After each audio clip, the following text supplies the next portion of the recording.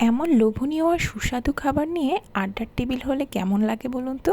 তাও যদি হয় প্রিয় মানুষগুলোর সাথে। হ্যাঁ, তেমনই হয়েছে আজ। আজ আমরা ৩ বান্ধবী মিলে জমিয়ে আড্ডা দিয়েছি এমনই খাবার টেবিলে। দাঁড়ান, কাহিনী শুনবেন না? এই টেবিলের পেছনে একটা কাহিনী আছে তো। অনেকদিন ধরে প্রিয় বান্ধবীগুলোর কথা খুব মনে পড়ছিল। হঠাৎ দেখি তাদেরই একজনের ফোন, বলল বাসায় যেতে।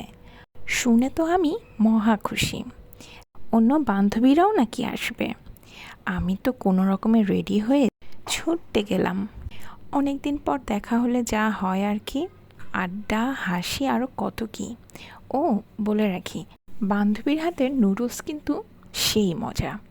আমরা সবাই মিলে নুডলস রান্না করলাম, আর ও বাইরে থেকে কিছু খাবার অর্ডার দিল যেন আমাদেরকে ঠিকঠাক সময় দিতে পারে। যেই কথা সেই কাজ, খাবার রেডি। আমরা সবাই মিলে একসাথে খেলাম আর আড্ডা দিলাম।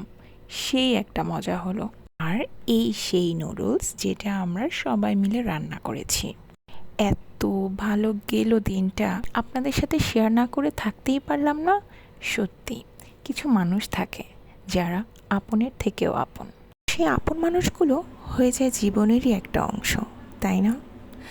প্রিয় মানুষগুলোর সাথে কাটানো সময়গুলো মনে হয় খুব দ্রুত চলে যায়।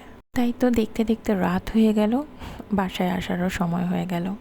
আসার সময় খুব খারাপ লাগছিল, কিন্তু কিছুই করার নেই, আসতে তো হবে। কেমন লাগলো আপনাদের জানাবেন, ঠিক আছে? আপনাদের সুন্দর সুন্দর মন্তব্যই তো আমাকে সুন্দর কিছু ভিডিও উপহার দেয়, প্রণোদিত করে, আর আমি এগিয়ে যেতে পারি। আজ তাহলে এ পর্যন্তই। সবাই তাদের প্রিয় মানুষদের সাথে খুব ভালো থাকুক। আল্লাহ হাফেজ।